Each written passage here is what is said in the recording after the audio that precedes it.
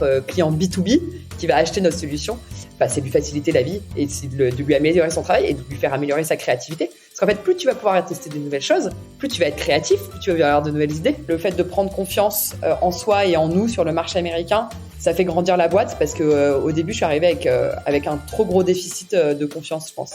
Mais tu vois, moi, ma première présentation que j'ai fait à mon équipe, on était 10, je fais ouais, dans un an, on est 50. J'y croyais à moitié, tu vois. Puis en fait, on l'a fait.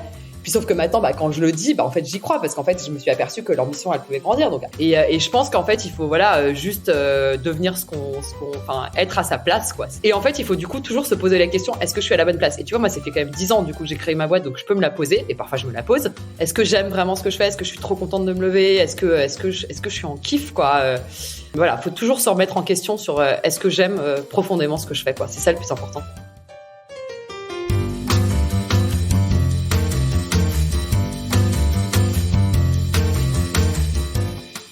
Vous écoutez La Combinaison, le podcast qui part à la rencontre de personnes exceptionnelles qui ont réussi dans leur domaine.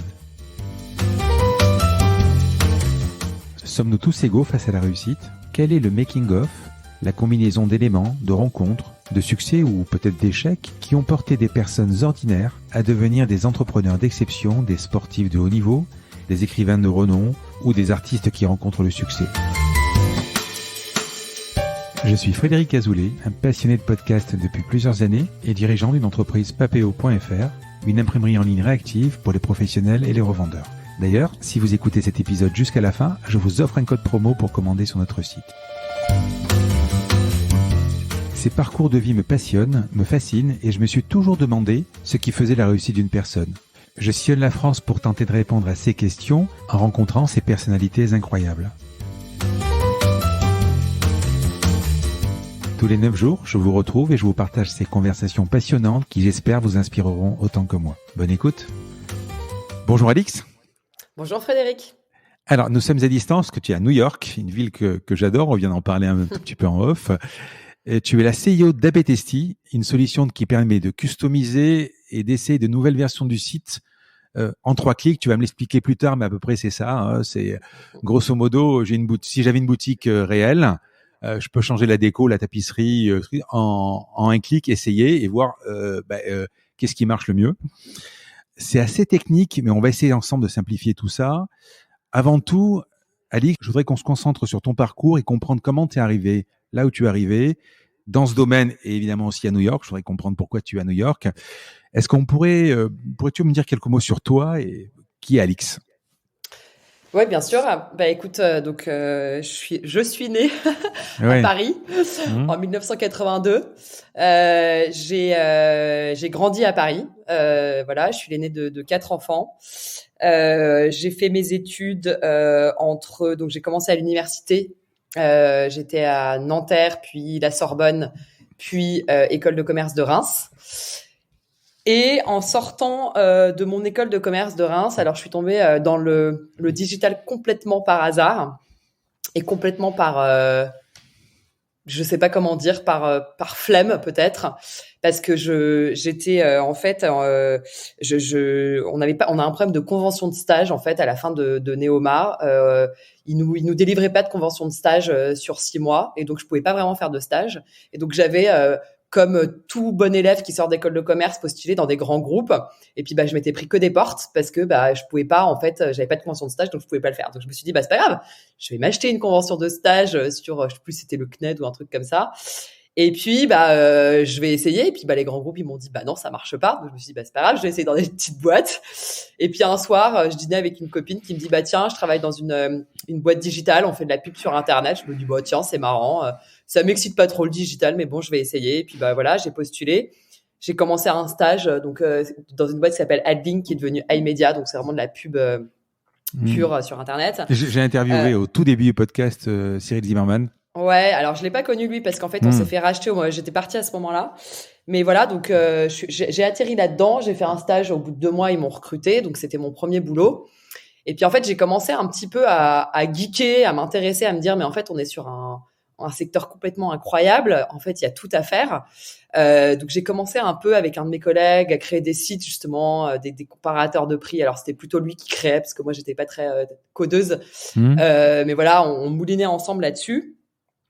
Et puis un jour, donc Rémi, mon cofondateur, m'appelle. C'était un mec que j'avais pas vu depuis hyper longtemps. On était en fait moniteurs de colonies de vacances ensemble quand on était jeunes. On s'était un peu perdu de vue. Rémi Aubert. Il me dit, Rémi Aubert, exactement. Et puis c'était marrant parce que en créant des sites là, en geekant, j'étais tombée sur un blog qui écrivait où il créait lui aussi des sites. Puis il m'écrit, il me dit tiens, bah c'est marrant, je vois que tu bosses dans le digital, moi aussi. Tiens, bah j'ai rendez-vous avec des mecs de ta boîte.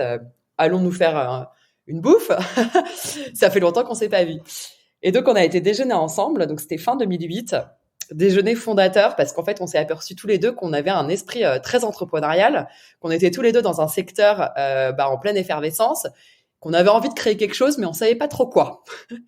Et donc il m'a dit bah écoute, tu sais quoi, on est dans le même état d'esprit, donc rejoins-moi dans la boîte dans laquelle je suis et puis on va un peu mouliner sur des idées ensemble, puis on va surtout voir si on travaille bien ensemble. Moi je commençais un petit peu à m'embêter dans la boîte dans laquelle j'étais, je dis bah très bien, je postule dans sa boîte. On crée tous les deux un pôle d'affiliation donc chez Keyad, c'était donc pareil un pub Google AdWords etc. Pub digital, on crée un pôle affiliation où en fait on crée justement des comparateurs de prix, bon tu connais un petit peu ça, et puis voilà le pôle rapportait bien, puis on bossait là-dessus pour se dire bon c'est sympa mais faudrait quand même créer quelque chose qui sert le digital, et donc on voyait en fait on crée on achetait de la pub, il y avait les visiteurs arrivaient sur le site et puis en fait une fois sur le site c'était le blanc total. On savait pas comment les gens se comportaient, on savait pas ce qu'ils faisaient, on savait pas comment faire qu'ils allaient acheter sur le site. On s'est dit mais en fait l'analytics, comprendre les comportements. Ça c'était quelle année c'est à peu près?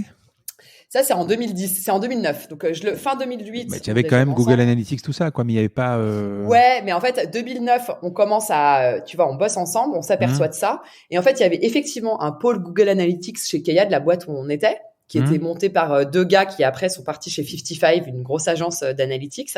Enfin, monté 55. Puis, ils ont commencé un peu à nous apprendre le truc. Et puis, on s'est dit, l'analytics, il y a Google Analytics, on n'a qu'à créer une agence où en fait on va accompagner les gens sur Google Analytics, parce qu'en fait il y avait Google Analytics qui effectivement était et toujours un outil hyper puissant, mais absolument personne ne savait l'utiliser. Il y avait aucune. Et ça reste une usine à gaz même aujourd'hui, hein. Ouais, même aujourd'hui, c'était voilà, il y avait aucun knowledge, les gens ils savaient pas l'utiliser, donc on s'est dit c'est pas grave, on va leur apprendre à l'utiliser. Donc on se forme dessus, on crée notre agence.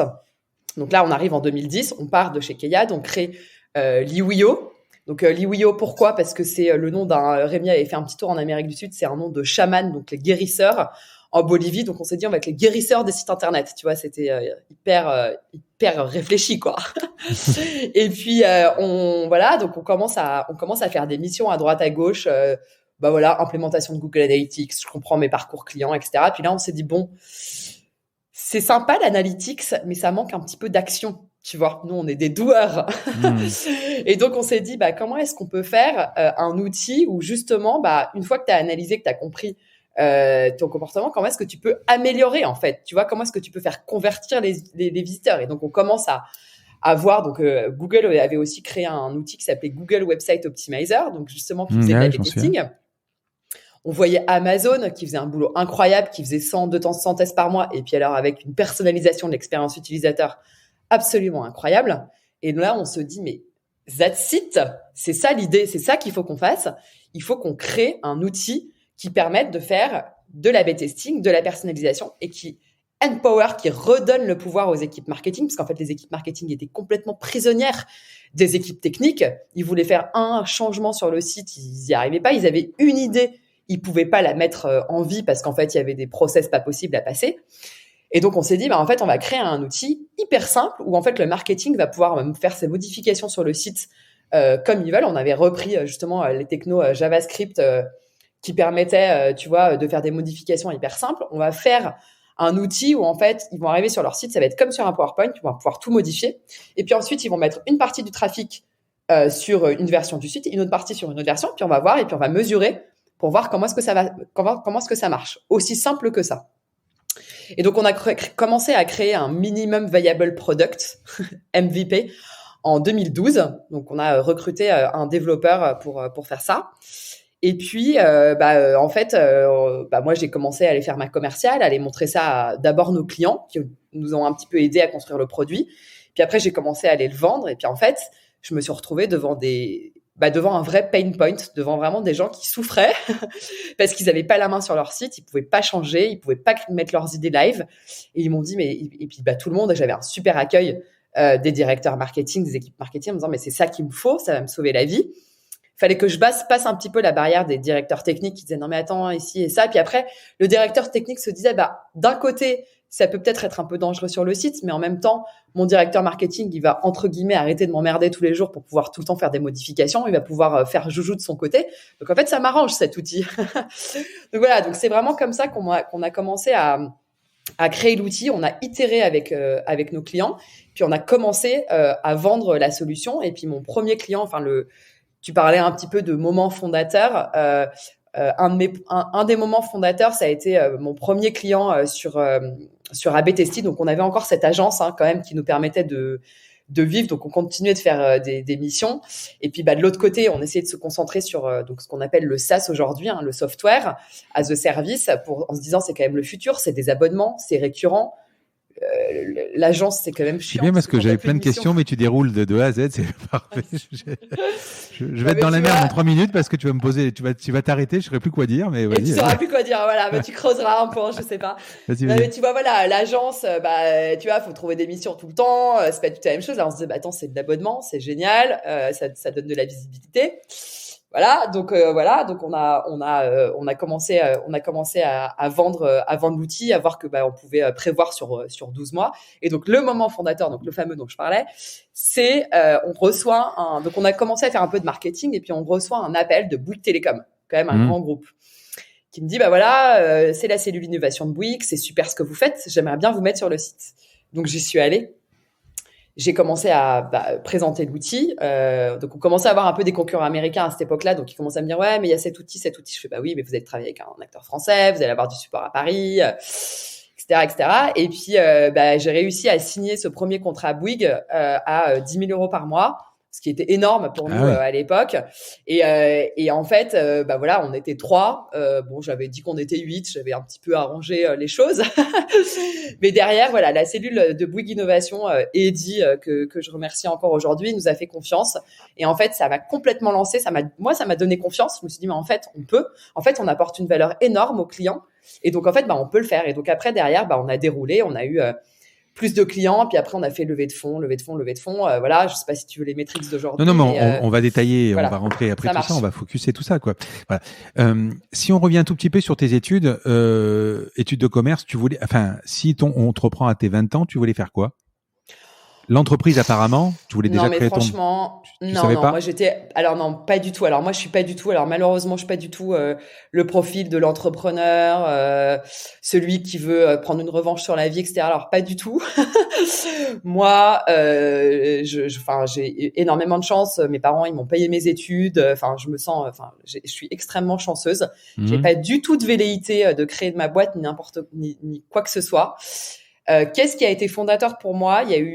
Il y a 2 choses, je pense, quand j'essaie de prendre du recul. La première chose, c'est vraiment mon associé Rémi, où en fait, on a eu un espèce de coup de foudre professionnel, où on s'est dit, en fait, on a envie de bosser ensemble, et je me suis dit, ce mec est un génie. C'est lui le créateur, c'est lui qui a créé l'outil. Parce qu'en fait, j'ai un peu l'impression qu'avec Rémi, c'est plus, tu as trouvé ton cofondateur.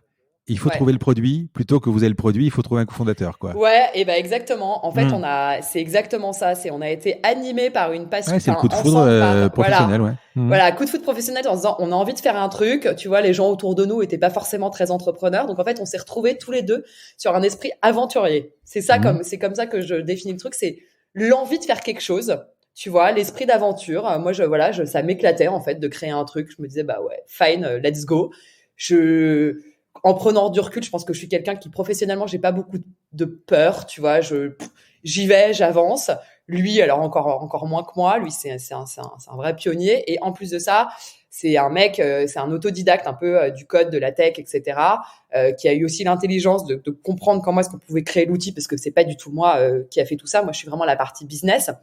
Et c'est pour ça que, tu vois, dans des studios des studios comme eFounders, ils prennent toujours pour créer la boîte un associé tech et un associé business, et je trouve que c'est vraiment hyper intelligent, parce que souvent à la tête de boîte, t'as des mecs qui sont très product mais qui sont pas du tout business, et donc du coup c'est compliqué parfois de step up. Nous, la chance qu'on a eue, c'est que bah voilà, on avait cette espèce de, tu sais, un peu comme l'artiste et puis le businessman, quoi. Ouais. Voilà, on avait cette espèce de complémentarité qui a fait que ça nous a fait bien avancer. Et puis donc voilà, donc c'est vraiment l'élément fondateur. C'est ma rencontre avec, enfin je le connaissais déjà, mais c'est ce coup de foot professionnel avec Rémi, l'envie de créer quelque chose, et puis voilà l'esprit d'aventure en se disant bon bah voilà, on y va. Et puis bah après derrière j'avais de la chance, hein, j'avais pas de prêt à rembourser, j'allais me marier, j'avais pas de stress financier, tu vois, j'avais aussi le confort de pouvoir me lancer. Alors, on reprend un tout petit peu. Donc là, on va un tout petit peu zoomer. Donc 2010, c'est la création de la boîte. Vous êtes dans le digital, vous êtes dans le marketing. Vous avez vu que Google Analytics, c'était perfectible. C'était d'un côté une usine à gaz. Ça ne donnait pas toutes les informations que vous vouliez, qu'un e-commerçant souhaitait avoir.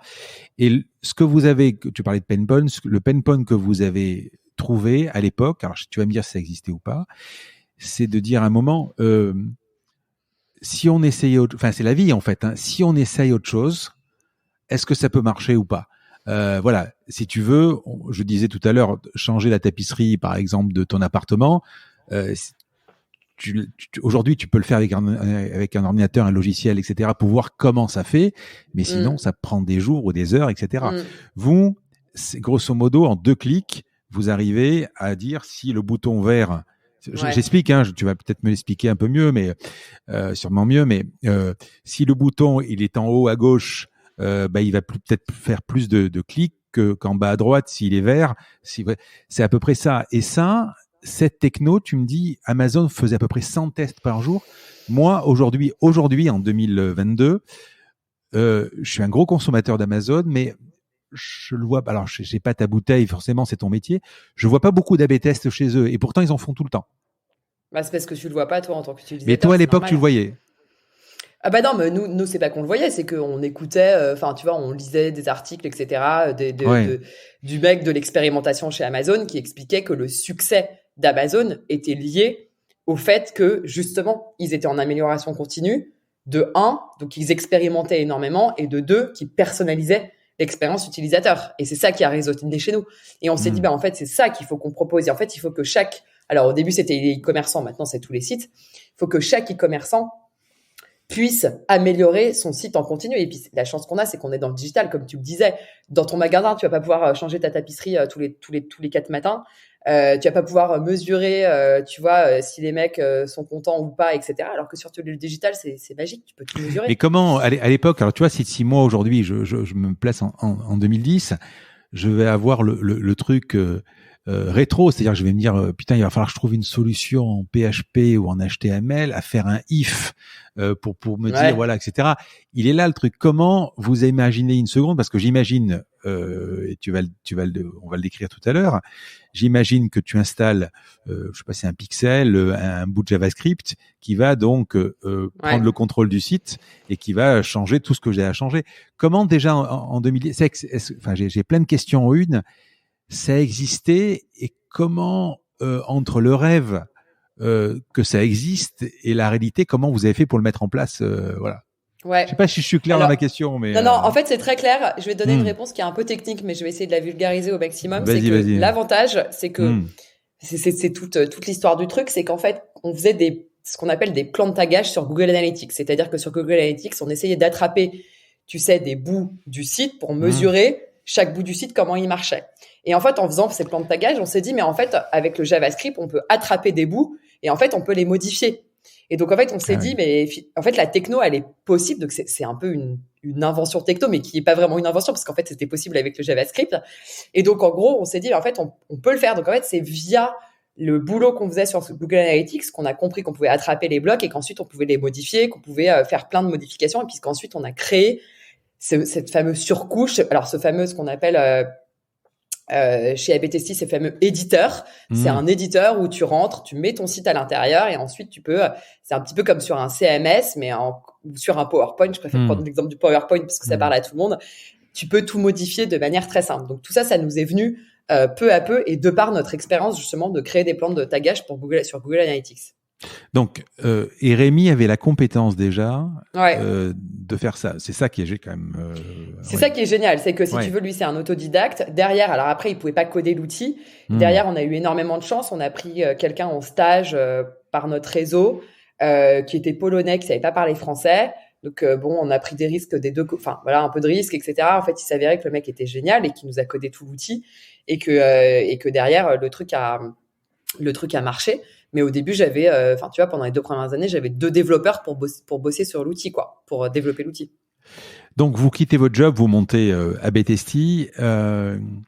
Finalement, vous voyez que l'expérience client, qui s'appelait pas à l'époque le UX, ce que tu veux, était perfectible. En fait, vous surfiez sur l'hésitation du client. En fait, c'est ça, c'est que. Alors, si tu prends effectivement le end user, donc le client final, oui, bien sûr. Enfin, encore aujourd'hui, enfin, on est toujours au début de tout ça. Hein. Il y a encore des milliards de choses à parfaire sur. Enfin, t'as des sites internet, hein, donc tu sais bien de quoi je parle. Donc tu peux améliorer ton site tout le temps. Et puis derrière, on surfait, comme tu dis, surtout sur le fait que les personnes qui avaient l'ownership du site, donc les directeurs marketing, les web, enfin tous les métiers qui géraient les sites, souffraient vraiment du fait de pas pouvoir tester leurs idées, essayer des nouvelles choses et être beaucoup plus agile. Nous, c'est vraiment la base de tout ce qu'on vend, c'est de l'agilité. C'est comment est-ce que je vais plus vite, comment est-ce que je mets mes idées, comment est-ce que je mets mes idées en vie, comment est-ce que attends, mes utilisateurs ils ont réagi comme ça, donc je vais essayer ça. C'est vraiment ça pour nous, c'est vraiment ça qu'on a résolu et c'est vraiment ça la valeur qu'on apporte. Donc évidemment, le client final, c'est une meilleure expérience. Et puis notre client B2B qui va acheter notre solution, c'est de lui faciliter la vie et de lui améliorer son travail et de lui faire améliorer sa créativité. Parce qu'en fait, plus tu vas pouvoir tester des nouvelles choses, plus tu vas être créatif, plus tu vas avoir de nouvelles idées. À l'époque, vous vous arrêtiez à l'observation. Il y avait le conseil aussi. Alors, je ne sais pas si vous le faites aujourd'hui. C'est-à-dire que... Ouais, en fait, on a toujours eu un support client. On a toujours attaché beaucoup d'importance ce qu'on appelle le customer success et le support, parce qu'en fait, on est sur des métiers nouveaux. Nous, aujourd'hui, nos clients qui utilisent AB Testy, c'est le e-merchandiser, le product owner, etc. Tous ces métiers, il y a 10 ans, ça n'existait pas. Donc, on est sur des métiers nouveaux, donc on est sur des compétences nouvelles. Donc, nous, on a besoin que nos clients adoptent notre outil, l'utilisent à sa pleine capacité. Donc, en fait, les conseiller sur quoi tester, que faire, comprendre les parcours utilisateurs, etc. Évidemment qu'on leur propose, donc on leur vend et l'outil et le conseil à côté. Notre objectif, évidemment, c'est de leur apprendre le maximum et que derrière, ils soient de plus en plus autonomes pour qu'ils aient quasiment plus besoin de nous. Mais évidemment, la première et la deuxième année, il y a un onboarding qui est très fort et on y attache énormément d'importance parce que il faut que le client puisse être le plus autonome possible et puisse parce que plus il sera autonome, plus il utilisera la solution et plus il fera de choses, quoi. Je me souviens, j'ai dû commencer dans l'e-commerce il y a 10 ans peut-être. Je me souviens au tout début, il y avait une boîte, alors je sais pas si elle existe toujours, qui s'appelait Convertise. Ça te dit quelque chose? Ah ouais? Alors, qui faisait à l'époque ils appelaient ça de la psychologie d'achat. En fait, il y avait pas votre système donc d'A/B test, et en fait, ils prenaient ton site, ils te faisaient un audit, et par des sortes de psy, ils te disaient il faut que le bouton soit là, il faut que plutôt que le checkout, il faut qu'il n'y ait pas de pub sur le checkout pour concentrer le client sur le au moment où il va acheter, etc. Avec A/B Testy, vous diagnostiquez qui est tel problème. Par exemple, aujourd'hui, je vais faire 80% de ventes en plus si le bouton est en haut. Et ensuite, il y a un rapport. Comment ça marche? Ou c'est uniquement le nombre de ventes, en fait? Ouais. Alors exactement, on a un reporting. C'est ça qui est. Donc ça, c'est la première partie que je t'ai expliqué, c'est l'éditeur où tu peux faire tes modifications. Ensuite, dans l'éditeur, tu vas dire, je te fais un truc très simple. Tu vas mettre 50% des gens qui vont voir cette image, 50% des gens qui vont voir, je sais pas, sur un truc de voyage, par exemple, une image d'une famille qui part en voyage, et puis 50% qui vont voir une image d'une plage, par exemple. Je dis n'importe quoi. Et après, derrière, il y a un reporting qui te dit, bah voilà ta variation 1, voilà ta variation 2, ta variation 1, voilà comment est-ce qu'elle a marché, avec un indice de confiance. Ta variation 1 est la gagnante. Tu as fait plus 50% de ventes avec ta famille par rapport à ta plage, par exemple. Donc ça, je te donne évidemment un exemple hyper basique. Après, tu as des choses beaucoup plus sophistiquées. Tu peux avoir des tests multivariés où tu mets plein de blocs différents dans la page. Tu peux après derrière aussi personnaliser, dire bah attends, je vais le faire que sur telle typologie de visiteurs, par exemple les visiteurs qui arrivent pour la première fois. Donc tu peux faire énormément de choses et derrière tu as un reporting qui t'analyse et qui te dit bah ça a marché, ça a pas marché, etc. Et si tu veux faire un audit en amont, comprendre ton site à la base, bah là tu as des outils comme Google Analytics, enfin tu as plein d'outils d'analytics, mais nous on n'est pas du tout un outil d'analytics, on est vraiment un outil d'action, on a un outil d'optimisation, on est dans la catégorie Enterprise Optimization Platform, c'est vraiment l'optimisation, l'action, donc à la fois le test, l'expérimentation et puis la personnalisation. Je vais adresser un message différent à la personne qui est venue 3 fois sur mon site et qui a déjà acheté qu'à la personne qui arrive pour la première fois. C'est comme dans un magasin. Tu vas pas du tout adresser la même, tu vois, qu'un client habituel, tu vas pas du tout t'adresser de la même manière que ton client, que la personne qui vient pour la première fois. Donc, on fait la même chose sur les sites. Si on reprend depuis le début, vous avez, donc vous étiez 2, il y a le Polonais stagiaire, donc vous êtes allé jusqu'où avec lui parce que c'est quand même énormément de techno, quoi. Donc, si je comprends bien, tu t'es quand même appuyé sur, c'était quoi, c'est Google Website Optimizer, c'était ça à l'époque ou c'était quoi? C'était Ouais, l'outil de Google qui faisait ça, ouais. Mais enfin non, on s'est pas appuyé dessus, on a créé notre propre techno. Ouais. Comment vous finissez? À un moment, il y a les 10 000 euros qui tombent de Bouygues, mais sinon, comment vous arrivez, jusqu'où vous pouvez aller, parce que c'est tellement technique, quoi.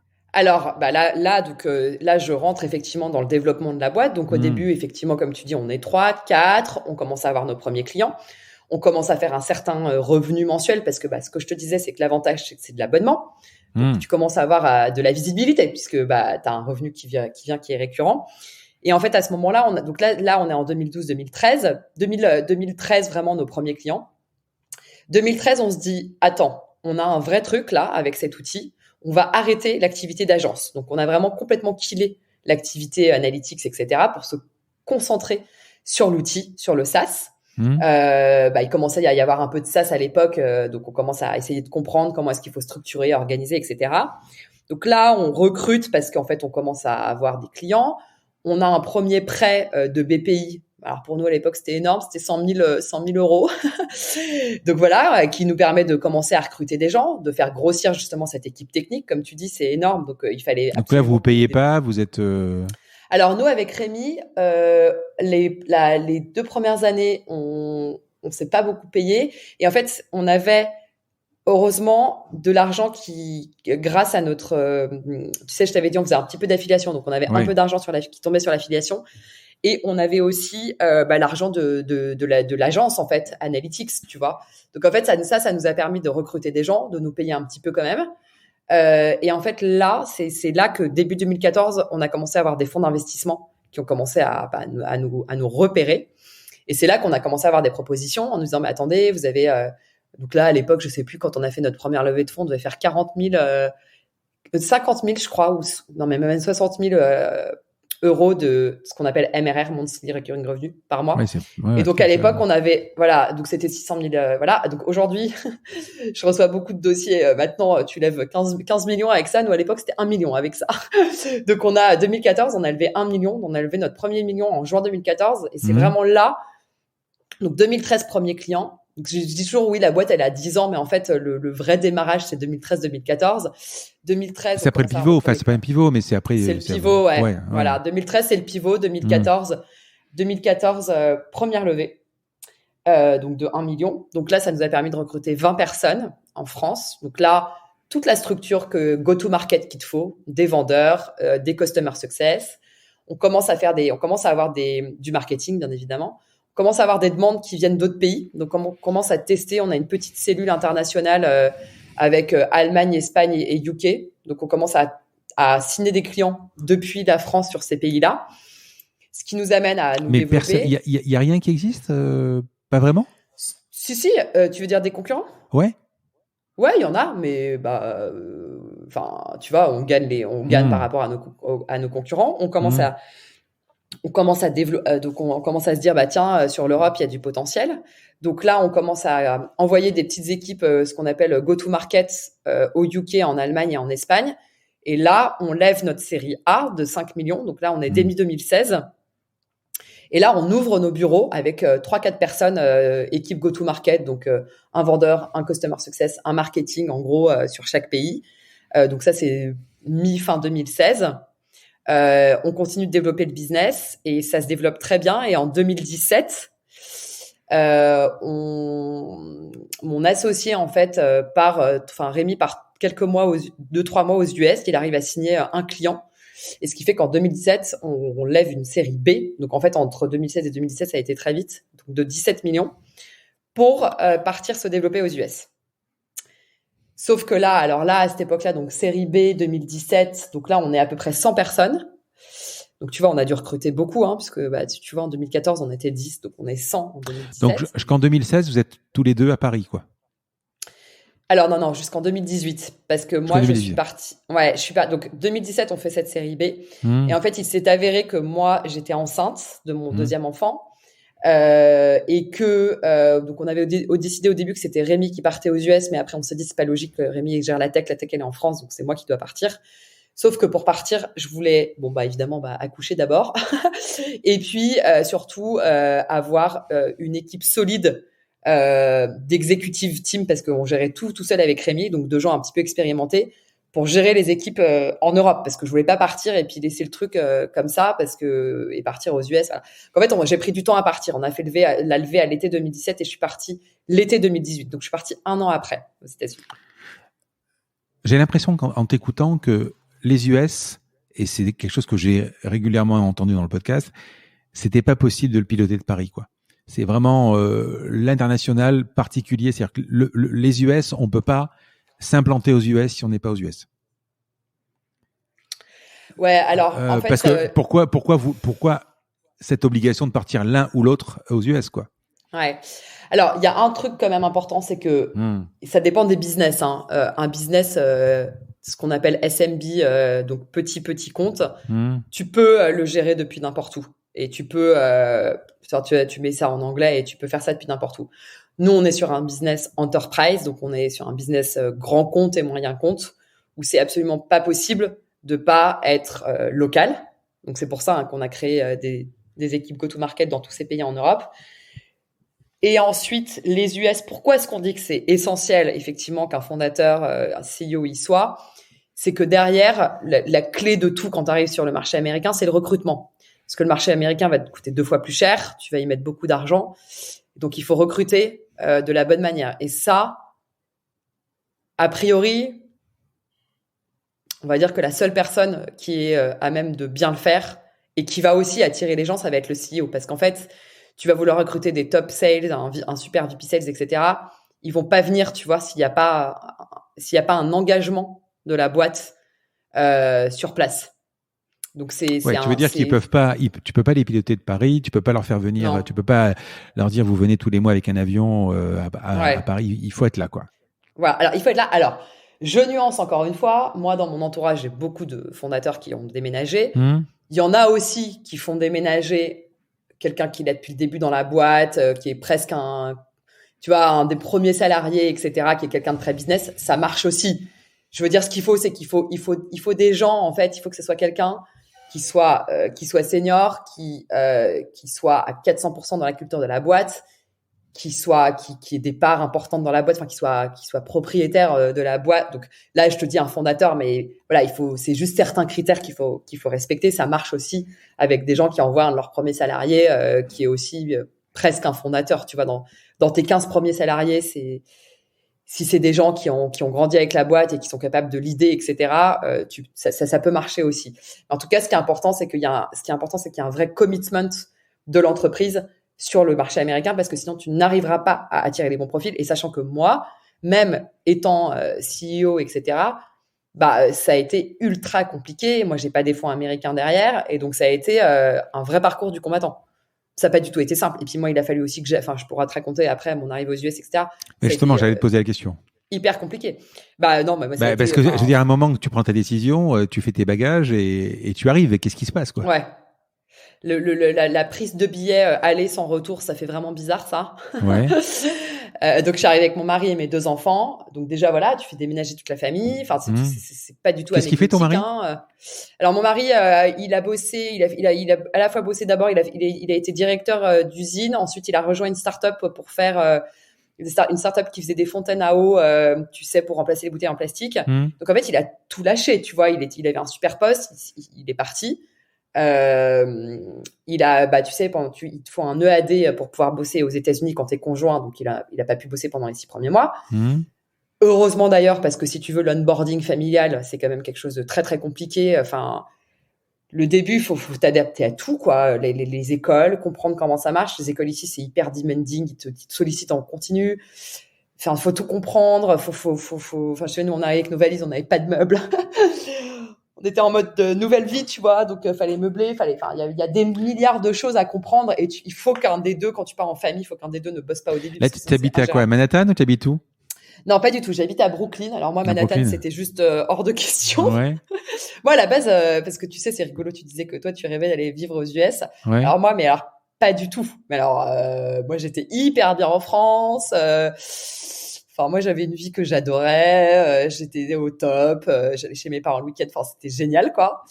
Donc moi, j'étais pas du tout pour partir. Et en fait, aujourd'hui, je remercie la vie, ma boîte, au contraire de m'avoir envoyé. Et tous les jours, je me dis, mais heureusement que je suis partie, tellement je suis heureuse ici et tellement j'adore et tellement c'est incroyablement enrichissant et tellement maintenant j'adore ce pays. C'était pas du tout le cas au début. Donc moi, je me suis un peu forcée à partir, tu vois. C'était un peu un devoir. C'est ça qui m'intéresse. Enfin, c'est ce qui intéresse aussi, c'est-à-dire, allez, on va schématiser. Tu vends ton appartement à Paris ou peu importe, même si tu es en enfin peu importe. Tu fais tes bagages. Tu dis, j'ai même pas de meubles. Non. Tu débarques ici. 5 valises. On avait 5 valises. Voilà, on est arrivé à 6h. On est arrivé à 18h. Mon mari est parti chez Ikea acheter des matelas parce que la maison était vide. Voilà. Heureusement, on a un Ikea à côté de la maison qui était ouvert, tu vois. Donc, allez, c'est le week. Tu prends tes 15 jours pour meubler ta maison, etc. Et ensuite, qu'est-ce qui se passe? Parce que il faut recruter, il faut monter une équipe, il faut prendre des bureaux. C'est pas, je veux dire, c'est pas simplement un téléphone et une ligne internet. Quoi. Qu'est-ce qui s'est passé, quoi, en fait? Alors la chance que j'avais, c'est que nous, on avait quand même, avant que j'arrive, créé une toute petite équipe aux US. Il y avait déjà 4 personnes qui étaient là. D'accord. Il y a des Français et des Américains, parce qu'on avait envoyé 2 Français et il y avait 2 Américains. Donc il y avait quand même 4 personnes et il y avait quand même un petit bureau. Donc là, tu vois, l'entité était créée. En fait, quand on a fait la levée, on avait déjà créé l'entité, on avait déjà quelques clients.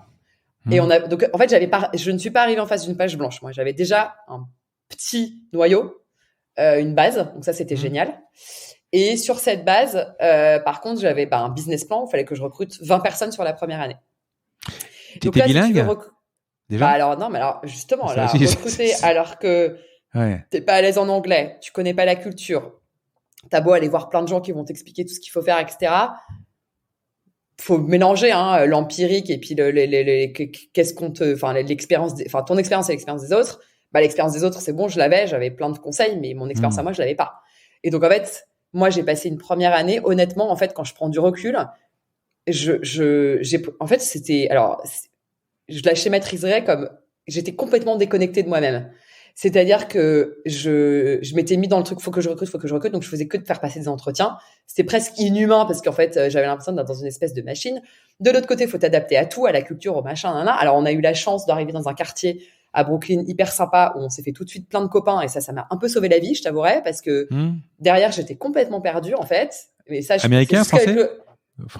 Non, alors beaucoup de copains français. Ouais. En fait, moi, je suis arrivée, j'avais besoin de me recréer une famille, tu vois. Ouais. Et d'ailleurs, c'est la magie de l'expat, c'est que tu te recrées une vraie famille. Tes copains que tu te fais, les liens sont très forts très vite parce que tout le monde est dans le même bateau, tout le monde est loin de ses racines. Donc ça, c'est quelque chose qui a été génial et qui l'est encore aujourd'hui et qui, en plus de ça, parce qu'après il y a eu quand même le Covid, nous a permis de tenir parce que ça a été aussi très dur. Et donc voilà. Donc moi, la première année, je me suis complètement concentrée à recruter. C'est super parce que j'ai des gens que j'ai recrutés la première année qui sont encore là aujourd'hui. J'en ai qui sont partis ou qu'on n'a pas gardé. Enfin, il s'est passé plein d'histoires. Mais donc voilà, la première année, c'était très dur. La deuxième année, j'ai commencé à me sentir un peu plus à l'aise. Et là, le Covid est arrivé. Donc la Covid, t'es loin de ta famille, ça c'était quelque chose de très dur. Il y avait même pas d'avion entre Paris et New York, donc tu te dis mais quand est-ce que je Et vais New pouvoir... York a été frappé, quoi. New York, c'était une New York ville. a été hyper frappé. Enfin, Hmm. ça a été un moment hyper difficile. Nous, on était en pleine levée de fonds, donc on a fait notre série C en 2020. Donc on s'est dit est-ce que la levée de fonds va marcher ou pas. Enfin, ça a été un moment vraiment extrêmement difficile. Finalement, voilà, on a eu des investisseurs hyper supportifs qui nous ont, on a fait la levée de fonds et tout s'est bien passé, mais ça a été vraiment des moments très compliqués. Donc là, j'ai eu 2-3 quarters un petit peu difficiles où t'essayes de gérer tant bien que mal le work from home, tout ce que tu veux, voilà, parce que moi j'avais plutôt des gens à New York et puis là, voilà, les gens partaient à droite à gauche. Enfin voilà, ça a été vraiment une période hyper difficile. Donc la croissance, j'avais recruté, on avait commencé à avoir une super croissance. Le Covid est arrivé, on a eu 2 quarters où on maintenait le truc, mais on savait pas trop ce qui allait se passer. Puis après, c'est hyper bien reparti. Donc là, on est hyper content. On a fait une super croissance aux US. Là, cette année, donc là, la dernière année, la troisième année. Et pourtant, l'e-commerce est bien porté. Enfin, moi, je vois par exemple, Ouais, complètement. si tu veux, sur nos sites à nous, le taux de transfo s'est écroulé. Ouais. Mais par contre, alors je sais pas si tu l'as observé, mais le taux de visite a explosé. En fait, les gens se baladaient, en fait. Les gens se baladaient. Complètement. Non, mais complètement. Mais nous, je te dis, ça a été 2 quarters compliqués parce qu'en fait, ça a été 2 quarters où les boîtes, nos clients, savaient pas quoi faire. Donc déjà, on avait nos clients dans le travel qui étaient quand même tous sacrément dans la merde, qui demandaient un petit peu des allègements de contrats, etc. Donc, tu as cette première partie-là, on a 10% de notre base sur le travel. Et ensuite, il y avait un attentisme. C'est-à-dire qu'en fait, les gens savaient pas, tu vois, nous, normalement, tu vois, on a un booking tous les quarters. En fait, les gens, ils signaient pas les contrats parce qu'en fait, ils savaient pas ce qui allait se passer. Et puis, en fait, après, ça s'est débloqué. Au contraire, après, la croissance, elle a été super parce que tout le monde s'est dit, mais en fait, le digital, c'est important. Et au contraire, mais en fait, il y a eu quand même 2 quarters compliqués. Puis après, c'est hyper bien reparti. Et puis là, la troisième année, je me sens beaucoup plus à l'aise. J'ai encore recruté des nouvelles personnes. Je sais beaucoup mieux recruter maintenant. Je sais beaucoup mieux qu'est-ce qu'il faut pas pour nous, pour notre boîte. Voilà, je pense que t'apprends. Et puis je parle mieux anglais aussi. Je parlais pas bien au début. Là, je ne dis pas que je galère toujours un peu, mais ça va beaucoup mieux. Donc voilà. Tu es parti, tu n'étais pas hyper à l'aise en anglais. Non, mais ça allait parce que je parlais quand même. Mais c'est-à-dire que pour recruter un moment. Non, mais ça allait. Non, mais ça allait carrément. Mais c'est juste que derrière, si tu veux, faut comprendre que derrière, sur le social que tu fais avec tes équipes, il y a plein de trucs que tu captes pas. Tu peux pas du tout être toi en France. Tu vois, avec la bonne blague au bon moment, la bonne réflexion au bon moment, tu peux pas. Et puis tu traduis en ligne, quoi. Puis voilà, et puis tu essayes de dire un truc, en fait, si tu te regardes, genre, qu'est-ce qu'elle a dit? On va être gentil, on va essayer de rigoler, mais c'est pas drôle ce qu'elle dit, tu vois. Et puis, tu vois, genre, tu captes pas la moitié de la conversation parce qu'en fait, tu vois, après, ils vont utiliser leur slang et tout, tu vas pas forcément tout capter. Et donc ça, c'est à la fois pour le social, mais aussi pour la vie au bureau tous les jours. Parfois, tu vois, il y a des trucs que tu captes pas, etc. Ça demande une concentration. Et moi, j'étais épuisée la première année, mais épuisée. Je rentrais le soir, mais j'avais plus de neurones, quoi. C'était super dur. Tu t'es dit à un moment, j'ai fait une connerie de venir? Non, je me le suis jamais dit. Je me suis toujours dit qu'au contraire, c'était génial que je sois venue parce que c'est extrêmement enrichissant. Moi, au niveau du boulot, ça m'a complètement sorti de ma zone de confort parce que je commençais quand même à être dans une sacrée zone de confort en France. Tu vois, ça marchait hyper bien, tout allait bien, etc. On était dans les startups, tu vois, qui cartonnaient, machin, etc. Là, t'arrives là, t'es personne, t'as une petite boîte de merde, tout le monde s'en fout.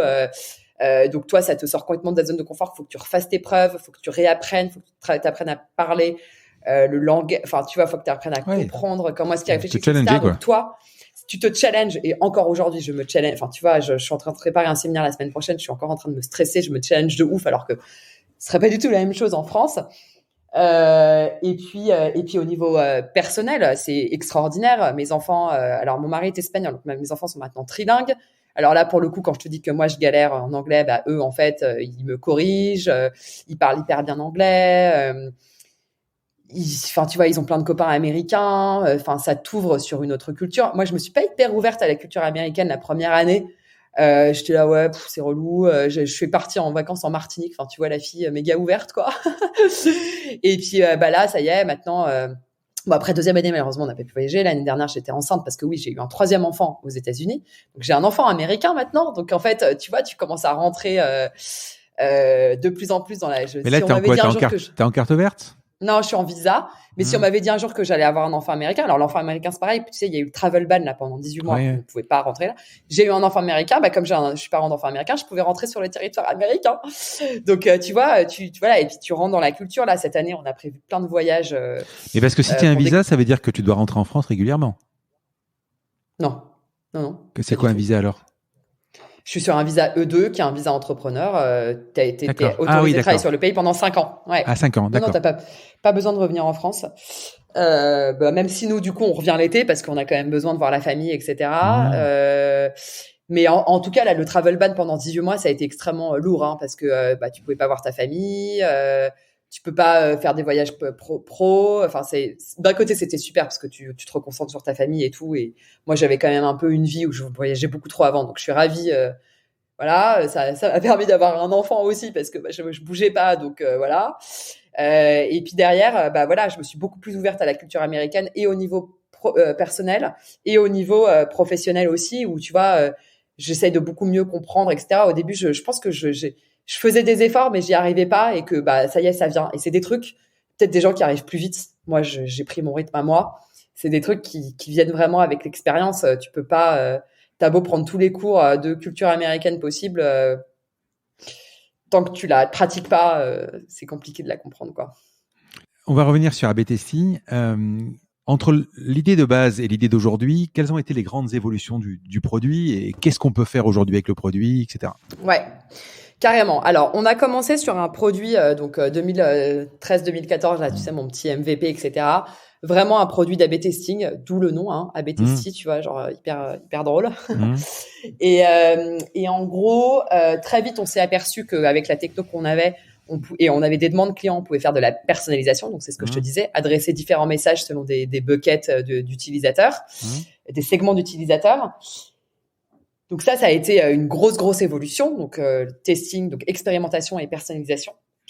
Et puis, on s'adressait beaucoup, tous ces changements qu'on faisait faire aux équipes marketing. Donc, vraiment redonner la main aux équipes marketing avec A/B testing, donc faire des modifications très simples comme tu disais, de couleurs, de wording, d'images, etc. Tester, personnaliser. Et puis, peu à peu, en fait, l'expérimentation a commencé à switcher, enfin pas à switcher, mais à aller des équipes marketing vers les équipes produits. Et surtout, on a commencé à professionnaliser, enfin à créer ces équipes produits qui n'existaient pas avant. Donc ces équipes produits digitaux avec les product owners qui travaillent avec les développeurs, qui développent l'outil, etc. Et en fait, ces populations-là ont besoin aussi de tester leurs nouvelles features. Tu vois, je vais créer une nouvelle fonctionnalité sur mon site, je vais la tester, je vais mettre que 10% du trafic au début, voir si ça marche, puis peu à peu, je vais augmenter. Et donc, en fait, on a commencé à avoir les équipes produits qui rentraient dans la boucle. Et donc, en fait, on a créé une deuxième plateforme qui est connectée à la plateforme A/B testing qui s'appelle Flagship, qui est pour les équipes tech et produits, justement, ces fameuses équipes produits, pour justement faire ce qu'on appelle donc du feature management. Donc, tu mets une nouvelle fonctionnalité en ligne, tu regardes comment est-ce que ça marche, tu la testes, et puis pour faire de l'expérimentation et de la personnalisation, mais de manière beaucoup plus poussée. C'est-à-dire qu'en fait, tu vas faire des tests beaucoup plus complexes, tu vas pouvoir tester du pricing, tu vas pouvoir tester, des tonnes de pages produits, tu vas pouvoir tester pas mal de choses dynamiques. Et tu vas pouvoir faire des expérimentations beaucoup plus back-office et beaucoup plus complexes que ce que tu pouvais faire avant. Donc, on a commencé par quelque chose de simple. Tu pouvais faire aussi des modifications un peu de code, mais de manière assez légère. Là, on rentre vraiment sur quelque chose de beaucoup plus poussé, de par la maturité aussi. On a des boîtes qui font un nombre de tests par mois maintenant qui est un nombre de persos qui est assez incroyable.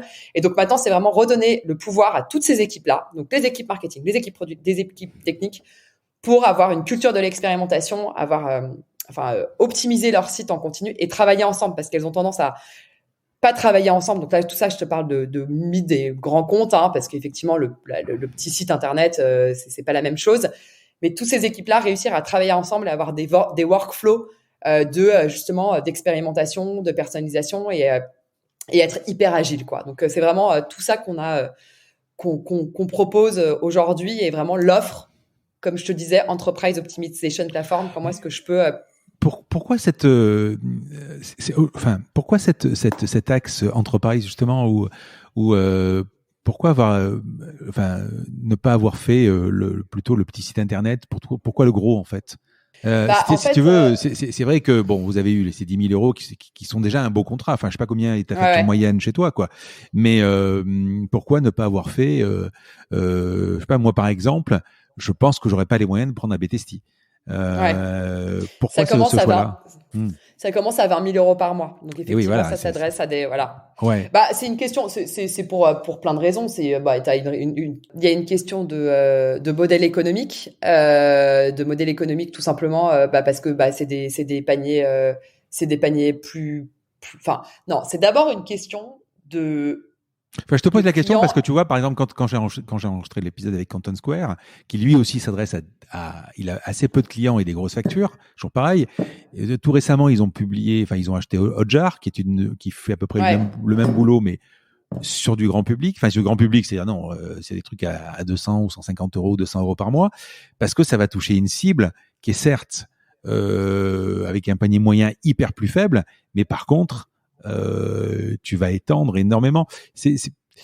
Pourquoi ce choix-là en fait? Parce que pour moi, c'est vraiment une question de maturité de client. C'est-à-dire que les clients, justement, qui ont des grosses organisations, etc., derrière, ils vont pousser la solution, l'utiliser, etc.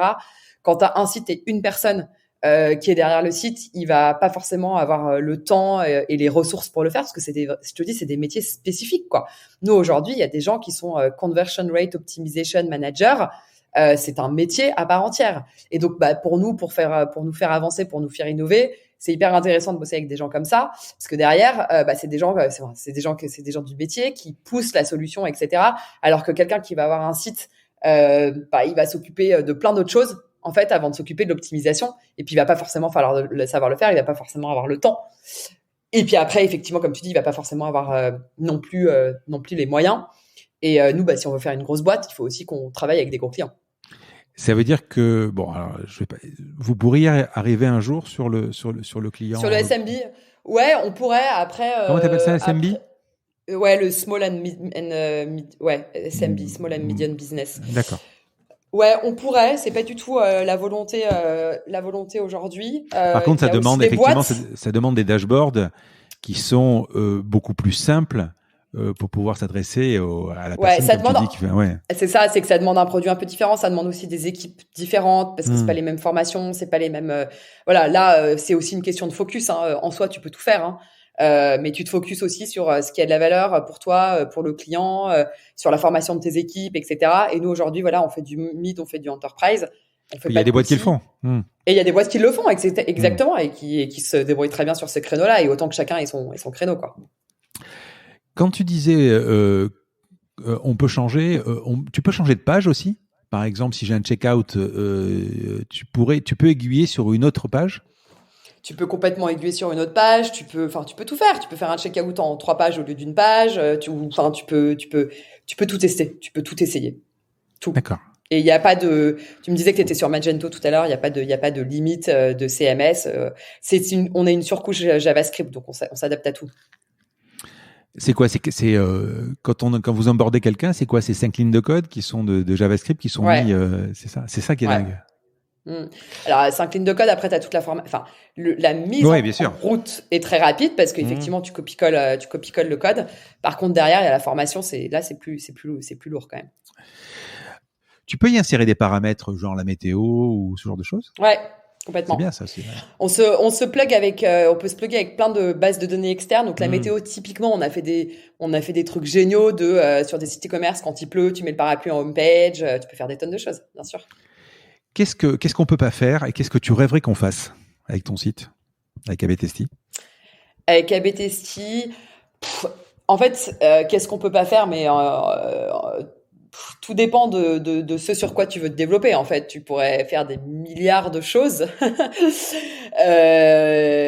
Aujourd'hui, on est vraiment concentré sur le fait d'être d'être les meilleurs sur notre catégorie. En fait, c'est ça qui est très important pour moi.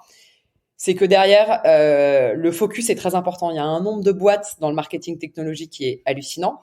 Là, toi, tu nous connais parce qu'on est français, etc. Mais tu vas aux US, il y a plein de boîtes qui font plein de trucs, un petit peu de ce qu'on fait, mais pas complètement. Enfin, tu vois, il y a du cousinage de partout. C'est et puis pour l'utilisateur aussi, pour le client, c'est pas simple parce que le paysage est quand même assez crowded, comme on dit ici. Et donc en gros, pour moi, c'est très important d'être focus sur ce sur quoi on est bon et justement de bien s'intégrer avec plein d'autres plateformes. Donc là, c'est vraiment notre roadmap, c'est d'être les meilleurs sur l'optimisation.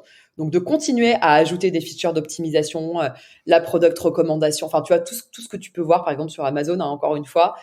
Donc, de continuer d'ajouter des fonctionnalités d'optimisation et par contre, d'être hyper bien intégré avec tous les autres outils qui sont hyper bons dans leur catégorie. Tu parlais de Content Score tout à l'heure. Bah, on a un gros partenariat avec eux. T'analyses chez eux et après t'agis chez nous. Ça, c'est génial. Et chacun fait bien son métier dans son coin, tu vois. Donc voilà, être intégré avec des outils aussi de data, tu vois, pour aller récupérer de la data et puis agir sur notre site. Donc nous, c'est vraiment sur ABTST, pardon. Nous, c'est vraiment hyper important pour nous d'être hyper intégré. Il y a encore un énorme travail à faire. Donc voilà, donc être vraiment les meilleurs dans notre catégorie et être le mieux intégré avec tous les meilleurs. Mais par contre, t'as pas de reco. C'est-à-dire que quand tu vas observer, par exemple, quelque chose, ok, allez, je déplace mon bouton, on parle du bouton, hein, je déplace mon bouton, je vais générer 30% de ventes en plus, donc il est clair que mon bouton doit rester dans la nouvelle position. Ouais. Par contre, c'est pas, tu peux pas, par exemple, prendre un site et au début, il dire voilà, on pense que le bouton serait mieux là, etc. Est-ce qu'il y a de la reco Ça, c'est vraiment ces outils d'analytics qui font ça, justement. Et c'est pas notre. C'est plutôt Content Square.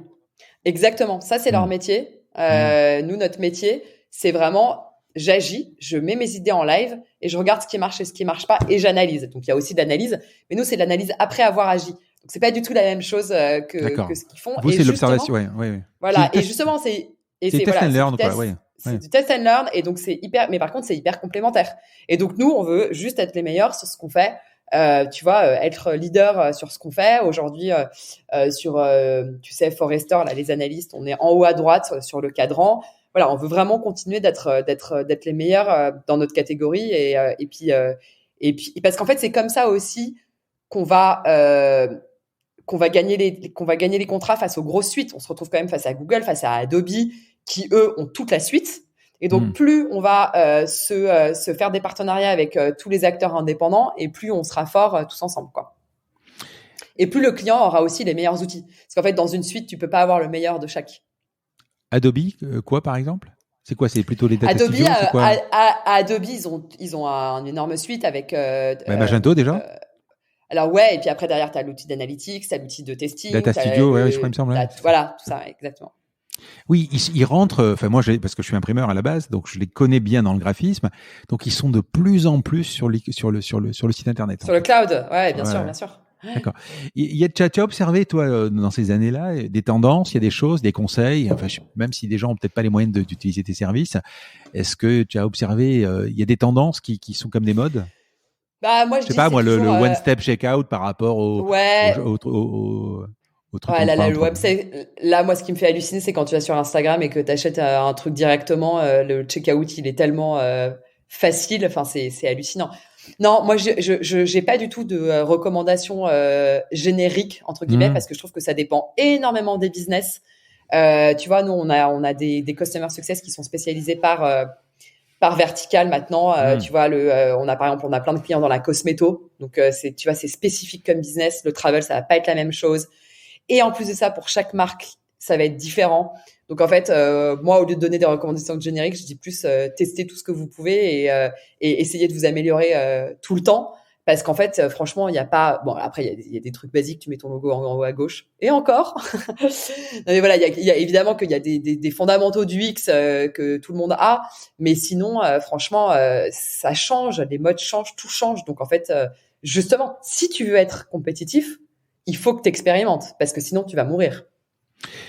Ce qui est quand même marrant, c'est que, enfin, c'est mon avis, hein, je trouve pas que, par exemple, tu vois, encore une fois, je suis un gros consommateur d'Amazon. C'est loin d'être le site le plus beau, etc. Par contre, l'expérience d'achat, tout ça, c'est reconnaît que tu peux Bah acheter ouais. les suggestions, etc. Mais finalement, en graphisme, bon, Il y en a plein comme ça, hein, qui sont sapins de Noël et qui sont pas beaux, et puis derrière, ça cartonne, hein. ouais, ouais, c'est sûr. On va parler métriques. Est-ce que tu peux me donner quelques métriques d'A/B testing? Ouais, bien sûr. Alors écoute, on vient de passer notre cap des 1000 clients là. Donc on a 1000 clients au niveau global. Donc on a des bureaux dans plusieurs pays. Donc on est ce que je te disais. Donc le headquarter est à Paris, mais on a Espagne, Allemagne et UK en Europe. On gère le nord et l'ouest depuis l'Allemagne et le UK de l'Europe. Donc l'Europe, on est leader sur le marché européen. Aux États-Unis, on est principalement à New York, mais j'ai vraiment des gens partout maintenant aux États-Unis, côte ouest, Midwest. Sales ou tech? J'ai tout. Alors non, j'ai pas de tech. Alors si, j'ai des tech. Alors si, on vient d'ouvrir un bureau au Canada. En fait, j'ai pas mal de tech à Paris qui ont voulu partir au Canada. Donc j'ai un petit bureau à Montréal où il y a que des techs. Donc sur le territoire américain, on est une petite quarantaine là. Ah oui. Ouais. Et donc en tout dans la boîte là, on est 260. Donc là, on prévoit de recruter 120 personnes cette année. On a du coup pas mal de monde. Donc le France, premier pays. Territoire, donc États-Unis, là, c'est là où on fait la plus forte croissance. Et on a aussi un petit bureau à Singapour entre Singapour et Sydney, parce qu'on a pas mal de clients en APAC aussi. On a des très très grands groupes comme LVMH, comme L'Oréal. On a toute la famille Mullier, etc. Où on les sert un petit peu justement sur tous les fuseaux horaires. On a aussi des clients APAC qui sont des clients asiatiques. Et voilà, donc on a 1000 clients, on est 250 et on fait une croissance à peu près de 40% annuelle. Vous êtes 40 donc aux US, si on parle des US. Tu me dis principalement des sales? C'est ce que j'appelle des équipes go-to-market. C'est-à-dire que c'est ce que je te disais au début, tout ce qu'il faut pour faire du revenu, hein. Il faut du marketing parce qu'il faut se faire connaître. Il faut du sales, il faut vendre, il faut du customer success parce qu'il faut accompagner le client. Donc moi la tech est principalement en France, donc entre Paris et Nantes et puis un petit peu à Montréal. Et ensuite les équipes go-to-market sont dans chaque pays. Et après l'admin, finance, HR, etc. c'est en France. Aux États-Unis ou en France, qui sont tes gros clients, par exemple? Tu as un Walmart ou une Target ou Ouais, alors on a une partie effectivement, on a des petits des entités non, c'est de plus Walmart. facile. C'est plus facile maintenant. Maintenant, ça va tout seul, quoi. Vous êtes connus, vous êtes. Ouais. Non, on a plein de grands noms, ça c'est génial. On a de ce que je te disais, on a LVMH, on a l'Occitane, on a Clarins, on a le groupe Carrefour.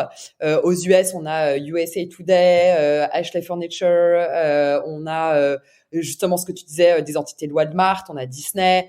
Voilà, on a vraiment beaucoup de grands noms, ce qui fait que pour nous c'est pas très c'est plus un challenge effectivement de signer des clients aux US parce qu'on a assez de marques connues pour signer des très belles marques aux États-Unis. Ouais. Au niveau des US, ça s'est passé comme tu voulais ou finalement aujourd'hui, vous êtes arrivé, vous étiez 4. Aujourd'hui, vous êtes 40. Qu'est-ce qui a fait que finalement, si tu pouvais résumer en 2-3 mots, qu'est-ce qui a fait que tu es devenu Je sais pas si je peux le résumer en 3 mots, mais je le résume comme ce que je te disais tout à l'heure en 3 années, avec une première année très dure, une deuxième année Covid en demi-teinte, première année très dure de recrutement, voilà, vraiment difficile. Une deuxième année où voilà, avec le Covid, ça n'a pas été forcément simple, et à partir de la troisième année, voilà, ça déroule. Je suis beaucoup plus à l'aise. Je suis hyper contente de l'équipe que j'ai aujourd'hui. On a eu des hauts et des bas. Ça n'a pas été simple tous les jours. Là, voilà, ce que je te disais, je sais mieux recruter. On sait mieux ce qu'on veut. En fait, je pense qu'il y a une énorme. Je réalise ça avec le recul. J'ai eu un énorme problème de confiance en moi. En fait, au début, je me suis dit, je suis française. Je vais essayer de recruter tu vois, comme je peux. On n'aura peut-être pas le meilleur tout de suite parce que parce que on n'est pas crédible, etc., etc. Et en fait, j'ai clairement manqué de confiance, tu vois. Et ce qui est génial, c'est que ouais, bah si tu vois, résumer le fait de prendre confiance en soi et en nous sur le marché américain, ça fait grandir la boîte parce que au début, je suis arrivée avec un trop gros déficit de confiance, je pense.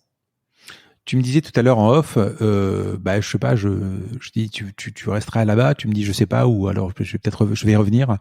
C'est un lancement ou la France te manque? Alors, Qu'est-ce qui te manque chez nous, par exemple? Mis à alors part là, la si tu famille, attends, je savais. parle pas de la famille, hein, évidemment. Hein. Qu'est-ce qui te manque? Ah bah là, moi, c'est très simple. C'est Hmm. la bouffe. Moi, Ouais. je souffre. Je débat avec mes copains ici qui trouvent que ça va ici. Moi, je trouve que ça va pas. Et encore New York, c'est pas. Enfin, moi, je C'est reviens ce que tout le monde me dit. moi, Mais je bon, reviens de moi, 3 semaines, de 3 semaines aux États-Unis. Là, la bouffe a été compliquée. C'est la première fois de ma vie. Ah ouais. Normalement, quand on part 10 jours, on va tous les soirs au restaurant. Mais là, c'est la première fois de ma vie Ah où non, mais on c'est horrible. achetait du fromage, des bagels et des fois on bouffait à l'hôtel parce qu'on n'en pouvait plus Bah non, non, mais t'en peux plus en fait. Non, non, Ouais. mais c'est dur. Franchement, c'est dur. Et New York, tout le monde dit non, mais ça va New York. Alors oui, il y a plein de super restos du monde, etc. Mais les produits de base, t'as jamais une bonne tomate, t'as jamais une bonne fraise, t'as jamais. Non, non, ça, je trouve ça hyper dur, Ah oui, j'avoue. ouais. Ouais, ouais, Pourtant, les ouais, ouais. fruits, Ouais. enfin là, moi j'étais au Texas, là par exemple, les fruits sont bons. Je trouve qu'ils sont meilleurs. Ouais, dans l'Ouest, ouais, Ah sur la peut-être, côte Ouest, ouais. ils sont meilleurs. Non, mais Ouais, les côtes Est, c'est plus dur. d'accord. Mais bon, bref, voilà, bon, non, ouais, voilà. Et après, c'est ambivalent en fait. Évidemment, il y a des trucs qui me manquent, mais globalement, plus ça va et plus je m'attache à ici et plus. Moi, j'adore plein de choses chez les Américains. Je trouve qu'ils ont plein de qualités, ils ont des défauts, ils ont les défauts de leurs qualités, et comme les Français. Et je trouve que c'est génial justement de prendre le meilleur des deux mondes et d'arriver à voir ce qui est bien dans chaque culture. Mais on Je dit que pense New qu'on a York, c'est pas les encore. États-Unis non plus. Hein. On dit que c'est encore différent, New York. Oui, oui, ouais. Hmm, New York, hmm. effectivement, c'est. Mais non, mais c'est hyper multiculturel et ça, c'est génial. Ouais. Parce que du coup, tu te sens voulu ici en fait, parce que il y a tellement de cultures, il y a tellement de gens avec des accents que tu te sens pas en marge en fait. Ça, c'est génial.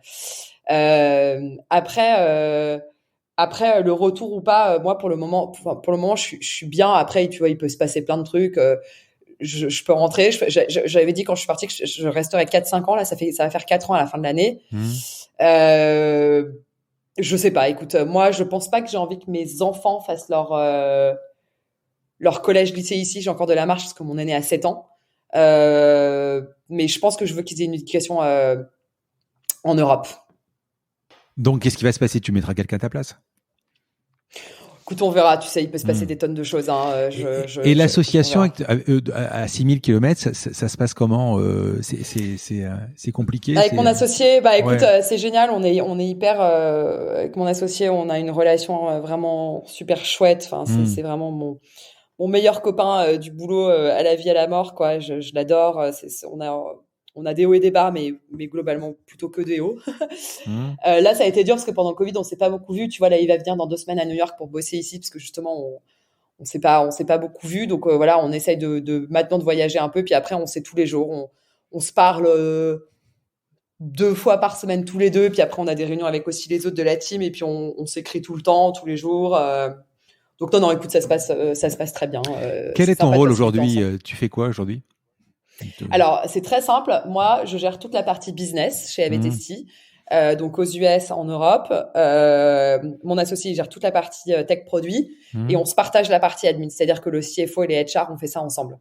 Et c'est très spécifique. Hein. On est tous les deux, on est co-CEO, ce qui est quelque chose d'assez pas très commun. Hmm. Mais moi, je trouve que c'est vraiment quelque chose qui est très chouette. Non, ça fonctionne. Quand ça fonctionne, parce que Hmm. t'as pas justement la fameuse solitude que je peux voir chez d'autres. Hmm. Voilà, tu ping-pong sur tout. Non, non, c'est très chouette. Puis moi, du coup, je fais que des trucs que j'aime, parce que moi, tu vois, gérer des mecs du produit, je serais pas très forte et ça serait difficile pour moi. Là, je gère que des gens business, marketing partner, donc j'adore. C'est-à-dire que si tu ne gères pas que les US en fait, c'est-à-dire que si Ouais. je sais pas moi par exemple Carrefour t'appelle, appelle Paris, le bureau de Paris, c'est toi qui va prendre le lead sur le contrat ou qui va commencer, Alors, etc. Alors le truc c'est que maintenant moi j'ai des VP, j'ai quand même, enfin tu vois, à 250 on a quand même Hmm. une Ouais, forcément. executive team, voilà. Donc globalement c'est mon VP Europe qui va prendre enfin tu vois, d'abord mon directeur France puis mon VP Europe. Pour que ça remonte jusqu'à moi, faut quand même Enfin, faut quand même que ça aille loin. Et en plus, si jamais il s'agit d'un truc client, c'est plutôt du coup mon associé qui va gérer parce que c'est plutôt produit client, c'est son côté à lui. Donc c'est plutôt lui qui va gérer. Et en plus, il est en France, donc c'est quand même plus pratique que ce soit lui qui gère. Donc globalement, les clients en Europe, client, c'est plutôt lui. Après, les prospects, c'est le nouveau business, donc c'est plutôt moi. Bon, après, tu vois, oui, parfois, je fais des messages à droite, à gauche, etc., à des clients, genre j'en ai de temps en temps en Europe, mais je me concentre quand même beaucoup sur les clients américains. On passe aux questions perso. Allez. Dans tout ton parcours, quelle est la période où tu t'es le plus marré? Alors réfléchis à la deuxième, parce que la deuxième, ça va être celle où tu t'es fait le plus chier, en fait. Hein. Donc, tu peux faire les deux en même temps, si tu veux. Je vais pas dire le plus chier, mais je vais dire que les 2 années les plus dures pour moi, ça a été l'année où je suis partie des US. J'ai mis des gens pour gérer l'Europe et enfin, tu vois, cette première année aux US, pour moi, ça a été la plus dure. Les premiers 18 mois, c'est pas chier, mais c'est dur. C'est très dur. Dans tout ton parcours, dans toute ta vie, ça a été très compliqué. Là, tu parles de mon parcours professionnel? Oui, bien sûr. Ouais, non, ça a été vraiment hyper dur. Ça a pas forcément, tous les trucs n'ont pas forcément marché sur l'Europe, donc j'ai dû y passer beaucoup de temps. Plus les US où je découvrais tout. Ça a été, ouais, les 18 premiers mois, ça a été hyper difficile. Et où je me suis le plus marrée. Moi, j'essaie de me marrer un peu tout le temps. Je dirais que le début, évidemment, on s'est quand même sacrément bien marré. Quand on était 25-30, c'était quand même super chouette. Vraiment un moment sympa. Mais ce qui est cool, c'est que tu vois, là, on est justement 35-40 aux US, donc on est dans un petit moment comme ça, là, où on n'est pas très nombreux et on se marre bien. À quoi ressemble une journée type? C'est pas hyper intéressant, ça. Hein. Tu sais, je me lève, je prends mon... Non, je prends même pas de petit-déj. Ah oui, alors si, un truc marrant, je vais au bureau, j'essaie d'aller au bureau 3 fois par semaine, et j'y vais en vélo. Je traverse le pont de Brooklyn ou de Manhattan le matin, et je vois la mer, et ça me change la vie. Et ça, c'est magnifique. Et maintenant, la mer ou l'Hudson? Ouais, enfin, après, c'est le bras, oui, c'est le bras, oui, c'est vrai, ouais. La mer, elle est juste là, quoi. Donc, moi, je trouve que vivre au bord. En vélo électrique ou en vélo électrique ou traditionnel? Ah, non, mais ça, pose pas la question, Ouais. Vélo électrique, évidemment.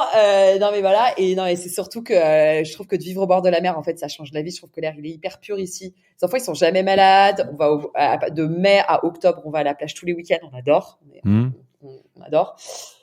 Donc voilà. Puis après, bon, je trouve c'est pas très intéressant. Hein. Je suis au bureau. Alors malheureusement, je passe beaucoup trop de temps en call parce que les gens ils sont un peu partout aux US, donc c'est un peu chiant quoi. Il y a pas beaucoup de. J'essaie de maximiser les interactions humaines parce que j'en ai pas assez. Voilà. Quelle boîte connue tu aurais aimé créer?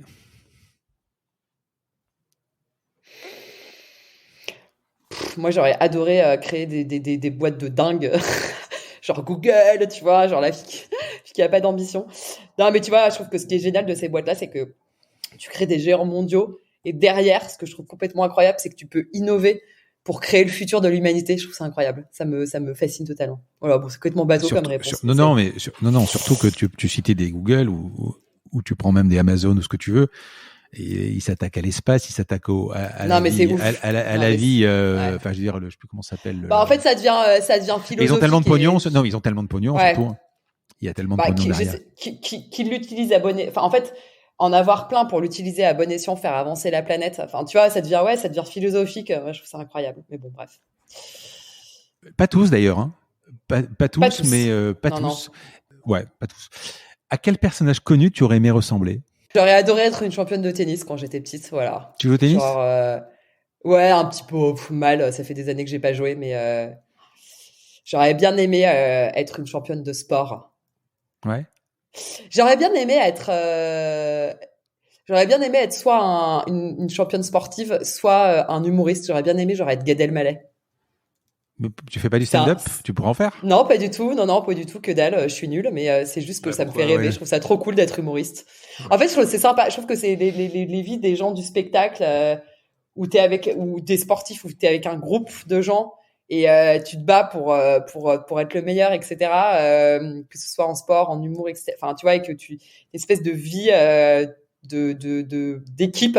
Je trouve ça hyper sympa. Qu'est-ce qui t'énerve? La perte de temps pour des conneries. Je déteste les gens qui perdent du temps, qui sont dans des débats infinis sur des histoires qui ne, enfin voilà. Et les gens pas rapides. Les gens pas rapides ouais, aussi. Ouais. Tu es impatiente. Patience, ouais. Tu es impatiente. Ouais. Ah ouais. Ouais. Est-ce que tu peux me donner 2-3 étapes de ta vie professionnelle qui t'ont marqué, si tu devais mettre 2-3 Polaroids sur ton frigo, avec des moments clés, quoi? Bah, la création de la boîte avec Rémi, le début,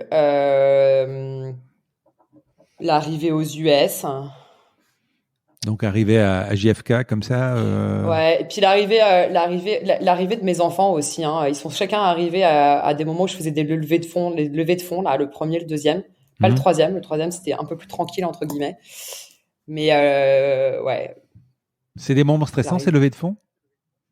Ou ça s'est passé? Alors ça a dépendu desquelles. La première, elle était assez cool. La deuxième était dure. La troisième était cool. La quatrième était dure. J'ai eu tout, moi. J'ai eu de tout.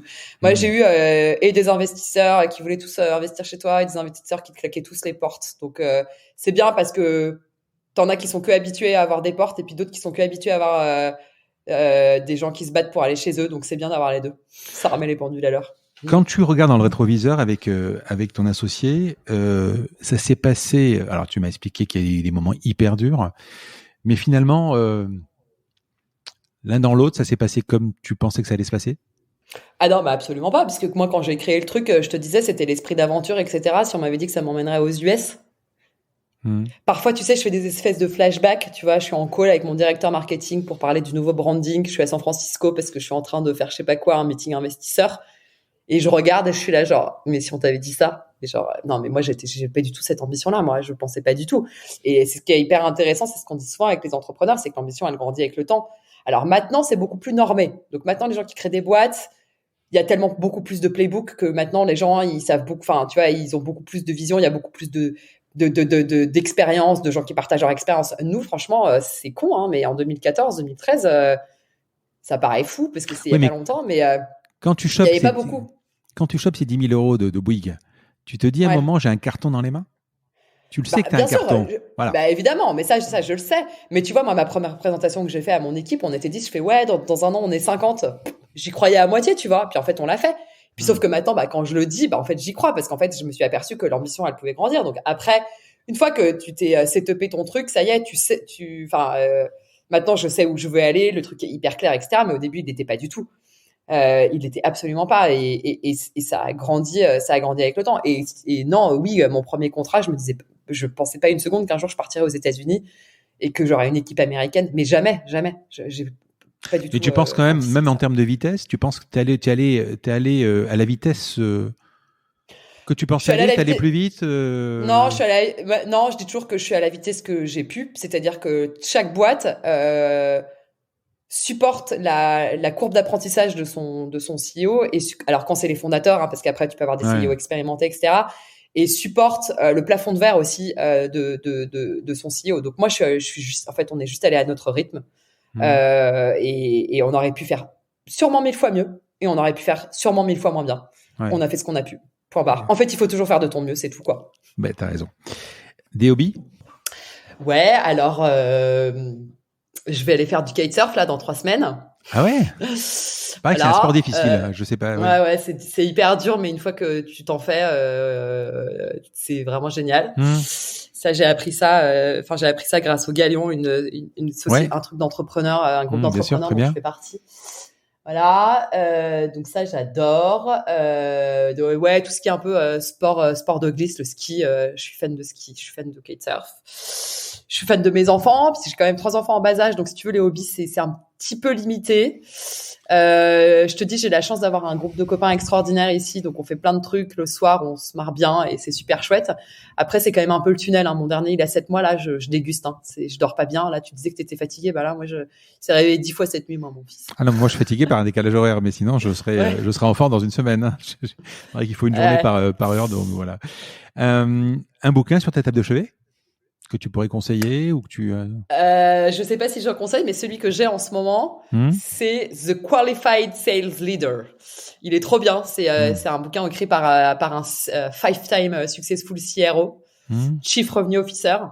Hyper intéressant pour des gens qui veulent faire ça, hein. Il est vachement bien. Donc ça y est, tu lis en anglais, maintenant ça y est. Ouais, ouais. Après, tu sais, je lis en anglais, mais parfois je décroche. Tu sais, c'est comme quand je parle avec quelqu'un en anglais. Je sais pas si t'as vu le spectacle de Gad Elmaleh, American Dream, qui est trop drôle, où il dit que genre, t'as des moments où t'es fatigué, t'écoutes les gens et tu fais Ah ouais, mais en ouais, fait, ouais. t'as décroché, parce qu'en fait, t'as la flemme, et il dit, and you are becoming a great listener. Et c'est vrai qu'en fait, je suis beaucoup plus à l'écoute en anglais, parce qu'en fait, il y a des moments où je décroche, alors qu'en français, je suis pas une super, j'essaye d'améliorer, mais comme je suis très pushy, j'aime bien parler et raconter mes trucs et j'essaye de me taire et d'écouter plus. Mais en anglais, je suis une très bonne listener parce que parfois je décroche quoi. Je les regarde, je fais mais j'écoute plus ce qu'ils disent par fatigue. Film ou série? Franchement là. Avec le 7 mois, t'arrives plus, ouais. Non, mais là, j'ai même pas le temps de regarder une série. En fait, je me couche en fait parce que je sais qu'il va se réveiller. Là, je suis au bout du rouleau là. Allez, je te pose la dernière question. Donc, le podcast s'appelle La Combinaison parce que je cherche à comprendre cette combinaison qui t'a amené la recette, les ingrédients qui t'ont amené là où tu es arrivé. Si tu pouvais résumer ta personnalité, ton parcours, ou comment on fait pour devenir Alix de Sagazan? Bah non, mais en fait, on fait pas. Chacun fait pour devenir ce qu'il est. Je pense que ce qu'il faut juste, c'est être aligné avec ce qu'on. En fait, il faut juste être aligné avec ce que t'aimes. Et tu vois, moi, je faisais un workshop hier sur le leadership. Il fallait qu'on réfléchisse à quelle était notre genius zone. Et en fait, moi, tu vois, l'idée et motiver les gens, c'est un truc que j'aime profondément faire, tu vois. Faire que les gens, justement, soient le meilleur dans ce qu'ils font, les pousser à être encore meilleurs, etc. C'est vraiment un truc que j'aime faire profondément. Et je pense qu'en fait, il faut juste devenir enfin, être à sa place, quoi. C'est ça le plus important. Et en fait, il faut du coup toujours se poser la question, est-ce que je suis à la bonne place? Et tu vois, moi, ça fait quand même 10 ans du coup que j'ai créé ma boîte, donc je peux me la poser. Et parfois, je me la pose. Et puis parfois, tu as des moments de doute et tu te dis, mais je suis peut-être trop nul en fait, faut peut-être que je fasse autre chose, etc. Et j'essaye souvent de remettre en question le truc et de me dire, est-ce que j'aime vraiment ce que je fais? Est-ce que je suis trop contente de me lever? Est-ce que je suis en kiff, quoi? Et tu vois, je le suis encore parce qu'en fait, j'apprends encore plein de trucs. On a plein de projets là, de choses à faire pour la boîte. Et ben, je me dis, tant que t'apprends et tant que t'aimes ce que tu fais, faut que tu continues. Mais voilà, faut toujours se remettre en question sur est-ce que j'aime profondément ce que je fais, quoi. C'est ça le plus important. Mais en tout cas, depuis les premiers mots de l'enregistrement, je sens quand même enfin, tu me diras peut-être non, mais je sens quand même une très grande ambition.